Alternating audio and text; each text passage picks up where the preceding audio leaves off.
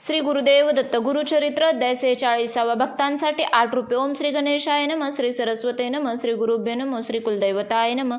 नामधारक सिद्धमुनींना म्हणाला, पुढे काय झाले ती कथा मला सविस्तर सांगा।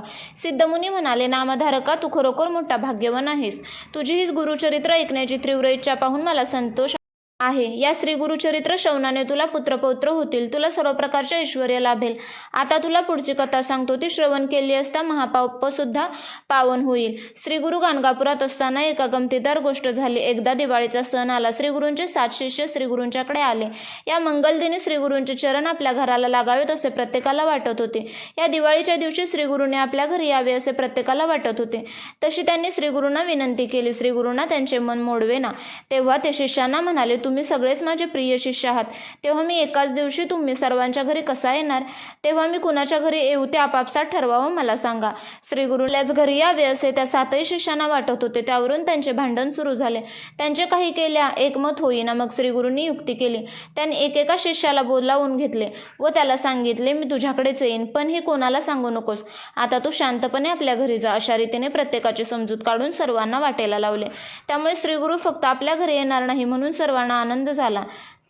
ते सर्वजण आपापल्या गावी गेले। दिवाळीला श्रीगुरू बाहेरगावी आपल्या शिष्यांकडे जाणार ही बातमी मठातील भक्तांना समजली। तेव्हा ते श्रीगुरूंना म्हणाले, स्वामी, दिवाळीसारख्या पवित्र दिवशी तुम्ही बाहेरगावी शिष्याकडे जाणार, मग आम्ही कोणाचे दर्शन घ्यायचे? तुम्ही दिवाळीत आम्हाला सोडून कोठेही जाऊ नये। त्यांचे मनोगत लक्षात घेऊन श्रीगुरू त्यांना म्हणाले, तुम्ही चिंता करू नका, आम्ही इथेच राहू।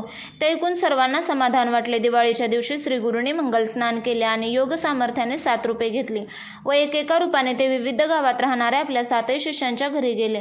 त्या सर्वांकडून त्यांनी पूजा सेवा घेतली व मठातही राहिले। कार्तिकी पौर्णिमेला दीपाराधना करण्यासाठी श्रीगुरूंचे ते 7ही शिष्य गाणगापुराला आले। त्यावेळी प्रत्येकजण सांगू लागला, दिवाळीला श्रीगुरू फक्त आपल्याच घरी आले होते आणि आपण दिलेली वस्त्रे श्रीगुरूंच्याकडे असल्याचे दाखवू लागला। ते ऐकून सर्व शिष्य मोठ्या संभ्रमात पडले। गाणगापुरातील लोक म्हणाले, श्रीगुरू तुमच्यापैकी कोणाकडेच आले नव्हते, ते मठातच होते।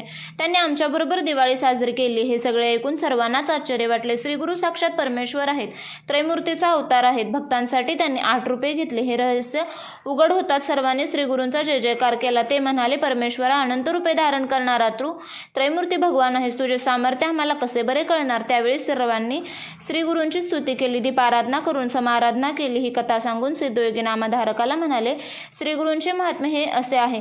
या प्रसंगाने श्रीगुरू नृसिंह सरस्वतींची ख्याती सर्वत्र झाली। ग्रंथकर सरस्वती गंगाधर सांगतात, सज्जन हो, तुम्ही श्रीगुरूंची आराधना करा, तुमच्या मनातील सर्व इच्छा पूर्ण होतील। आम्ही त्याचा अनुभव घेतला आहे। जे मूर्ख असतात त्यांना गुरुसेवा करण्याची लाज वाटते, जे ज्ञानी असतात ते श्रीगुरूंचे नानामृत प्राशन करतात। श्रीगुरू हेच त्रैमूर्ती आहेत। हा संसार सागर तरुण जाण्यास श्रीगुरू हाच एक आधार आहे।